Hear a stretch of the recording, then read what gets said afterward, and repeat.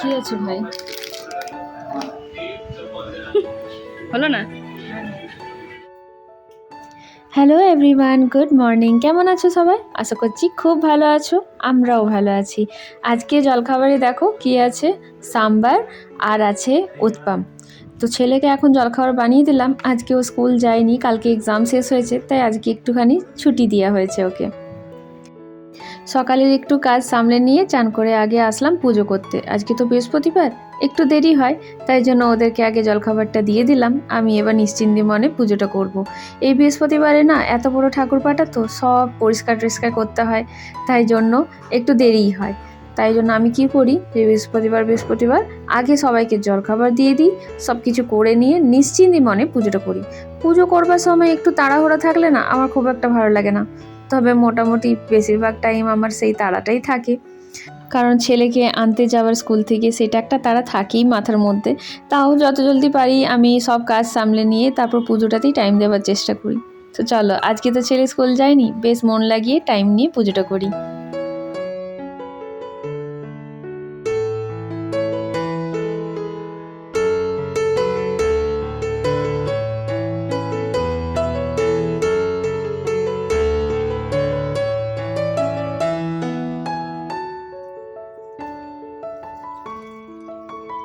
তো এখন পুজো তো হয়ে গেছে, এবার জলখাবার খাবো। ওইদিকে আমার উৎপামটা চাপিয়ে দিয়ে ভাবলাম ভাতটা চাপিয়ে দিই, অনেকটা দেরি হয়ে গেছে তো। তো আজকে কিন্তু একটু আতপ চালের ভাত বানাচ্ছি, আর আতপ চালের ভাতটা না খুব পারফেক্টলি ঝরঝরে বানানোটা একটু আমার জন্য টাফ হয়। তাই আমি একটা ছোটোখাটো উপায় বের করেছি। সেটা কি জানো তো, এই যে যখন জলটা গরম হয়ে যায় চালটা দেওয়ার আগে একটু ঘি দিয়ে দিই, তাহলেই কিন্তু ভাতটা বেশ ভালো ঝরঝরে হয়ে যায়। তো দেখো এখন ভাত ওদিকে হয়েই গেছে, আর এখানে দেখো পোস্তটাও হয়ে গেছে। আজকে শুধু সাদা পোস্ত, ডাল আর ভাত। আর হ্যাঁ, একটা পাঁপড় পুড়িয়ে দিয়েছিলাম ছেলেকে। আজকে বললো আর মাছ ভাজা খাবে না, তাই জন্য একটা পাঁপড় পুড়িয়ে দিয়েছিলাম, আর ডাল ভাত পোস্ত। আজকে বাইরে কি সুন্দর দেখো রোদ্দুরটা উঠেছে। এইভাবে রোদ্দুরটা জানো তো আমাদের ব্যালকনিতে ঠান্ডার দিনে আসে, আর সাথে সাথে একটা বেশ সুন্দর হাওয়াও চলছে। আজকে কিন্তু গরমটা অনেকটাই কম আছে। কাজবাজ সেরে এই ব্যালকনিতে দাঁড়িয়ে দাঁড়িয়ে বাইরের দৃশ্য দেখার মজাটাই আলাদা। আর জানো তো এদিকে দাঁড়ালে বেশ অনেক প্রজাপতি দেখতে পাই, তখন সেই ছোটোবেলাটা মনে পড়ে। আমার জানো তো শুধু মনে হয় আমরা যখন ছোট ছিলাম তখন একটু বেশি যেন প্রজাপতি ছিল, এখন একটু কম বলে মনে হয় না? আচ্ছা, এখন কি আর কোথাও সেই সরু ফড়িংগুলো দেখা যায় যেগুলো ছোটোবেলায় আমরা দেখতে পেতাম? আমরা আবার সেগুলোর নাম দিয়েছিলাম ছুঁচ ফড়িং। আমি তো মোটেই দেখতে পাই না কোথাও, খুব রেয়ার তো ফড়িংই দেখতে পাই, তাও আবার আমাদের ব্যালকনিতে দাঁড়িয়ে। এখন ছেলেকে টিউশন ছেড়ে দিয়ে এসেছি, নিয়ে বসে একটু হাওয়াতে রেস্ট করছিলাম। এর মজা দেখো, ব্যাস চললো, কোথায় যে যাচ্ছে তার কোনো ঠিকানা নেই।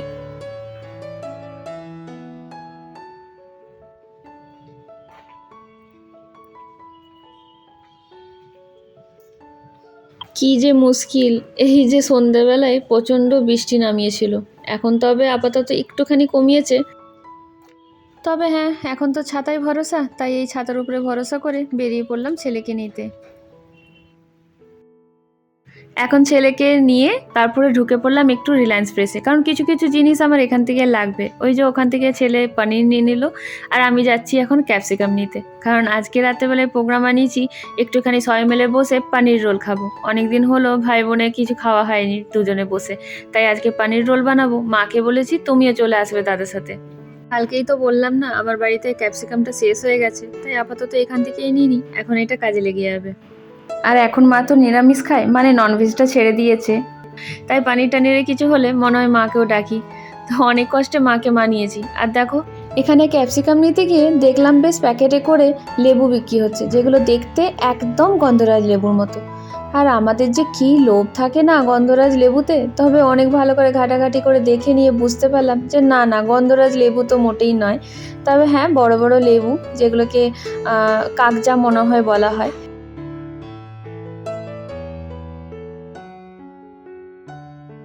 আর আমাদের এখানে না গন্ধরাজ লেবুটা খুব রেয়ারলি পাওয়া যায়।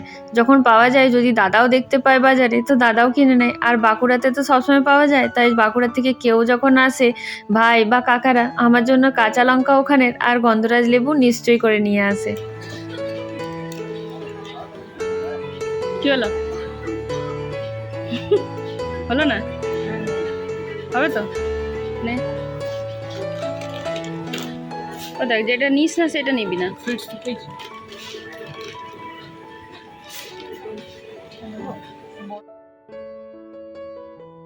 তো এখন চলে আসলাম বাড়িতে। এবার সব জিনিসগুলোর ব্যাগ থেকে বের করলাম। সব জিনিসগুলোই ছেলের ব্যাগে করেই নিয়ে এসেছিলাম। তো ওখানে তো অনেক কিছুই অফারে থাকে, তার মধ্যে থেকে একটা অফার আমার বেশ ভালো লাগলো। এই যে বিকাজির ভেলপুরি, আগেও একটা মনে হয় প্রভুজির আসতো ভেলপুরি, খুব টেস্টি লাগতো, তাই লোভে পড়ে এগুলোই নিয়ে আসলাম। ভাবলাম দেখি একটু ট্রাই করে। তবে 50 টাকায় দুটো। আর বাকি এই যে ক্যাপসিকাম এনেছি, ওই মোটামুটি টাটকা আর কি। আর এই যে লেবু কিনে ফেললাম। অনেক খুঁজে খুঁজে একটু ভালো ভালো লেবু পেলাম। দেখো 22 টাকায় 4টে। তো মনে হলো ঠিকই আছে, এগুলো নাকি বাইরে 10 টাকা করে। ওই জন্যই তো খুঁজে বের করতে হলো, সবগুলো ভালো জিনিস ছিল না। আর নিয়েছি পনির, আর এই যে ছেলের জন্য চিপস।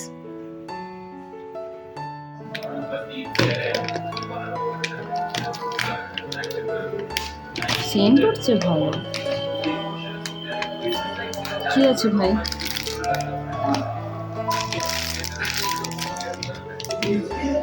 এটা মিক্স করবা।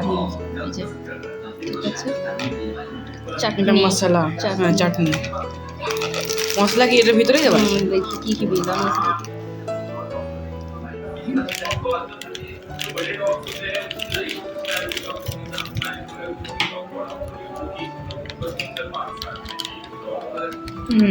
ভালোই তো। হ্যাঁ মিক্সারটা এটা আছে। ঢালো।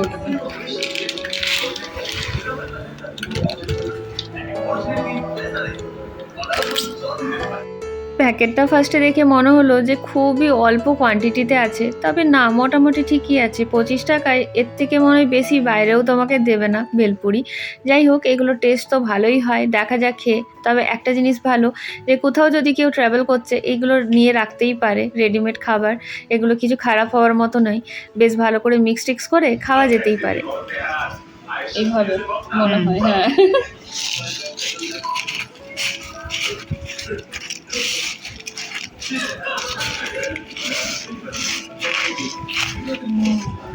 কি ছোট ছোট পাপড়ি।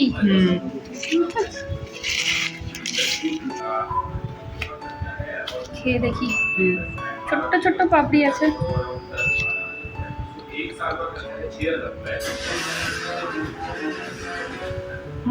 ভালো।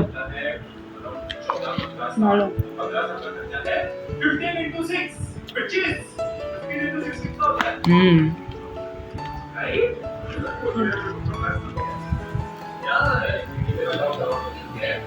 খুব ভালো বল।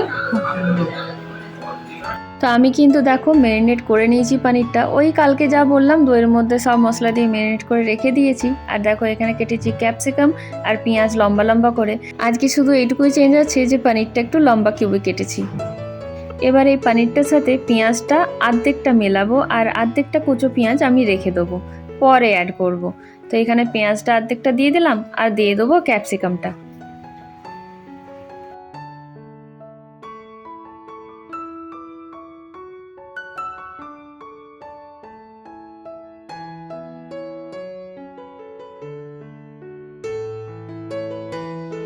এরপর এইগুলোকেও ভালো করে এই পনিরের সাথেই ম্যারিনেট করে ওই আধ ঘন্টা মতো এখন ছেড়ে দিই। ততক্ষণে আমি ওদিকে ময়দাটা রেডি করে নিই মেখে।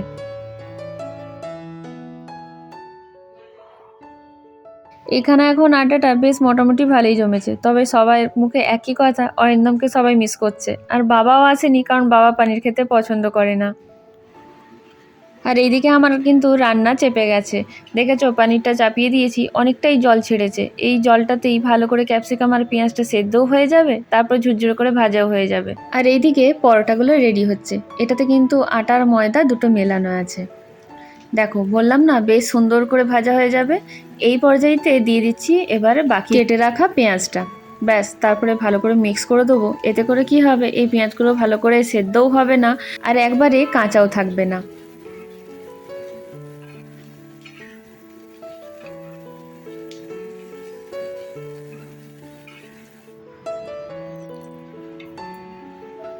এদিকে এক এক করে সব পরোটাগুলোই আমি ভেজে বেশ রেখে নিয়েছি। ওদিকে পনিরটা হতে হতে পরোটাগুলো সব হয়েই যায়, সবাই করে একটা বা দুটো করেই আছে। তো এবার দেখো এখানে দিয়ে দিয়েছি একটুখানি বাটার, কারণ বাটারটা না দিলে তো টেস্টটা ঠিক আসবেই না, তাই দিয়ে দিলাম বাটার। আর আজকেই যে লেবুটা আনলাম সেই লেবুটার থেকেই ভাবলাম দিয়ে দেখি যে এই লেবুটার কেমন সেন্ট বা কেমন রস আছে। তো দেখলাম বেশ ভালোই লেবুটা বেরিয়েছে, আর টক তো খুব সুন্দর ছিল। তো এখন এই লেবুটা আমি দিয়ে দেবো ওই পানিরটাতে, মানে আলাদা করে দিলেও হয় রোলটা যখন বানাবো, তবে এত হ্যাপা আর কে করে, একবারে পানিরটাতেই দিয়ে দিলাম। আর রোলটা যখন বানাবো তখন শুধু চাট মশলা ছিটিয়ে দেবো। তবে একটা কথা কিন্তু মনে রাখতে হবে, লেবুটা দেওয়ার আগে ফ্লেমটা কিন্তু অফ করে দিতে হবে।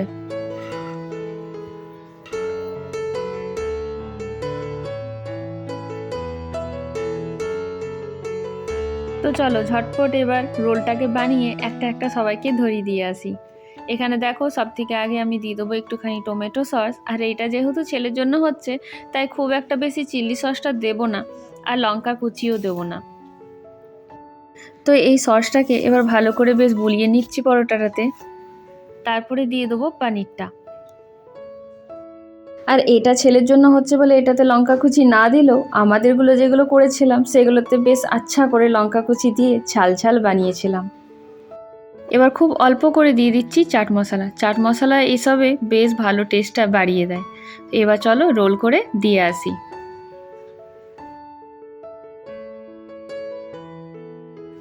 দেখো কি সুন্দর লাগছে না, আর খেতেও জাস্ট অসাম হয়েছিল।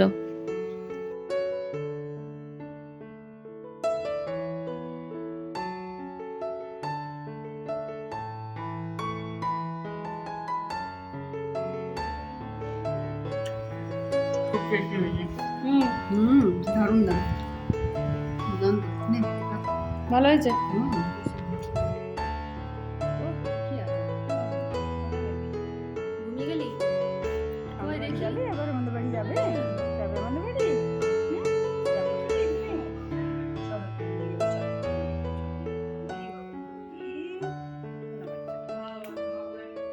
তো এখন ইনিও কেন ছাড়বেন দোদনের আদর খেতে, তাই দোদনের আদর খেতে দেখো কোলে চেপে কেমন কাঁধে মাথা দিয়ে ঘুমো করছে।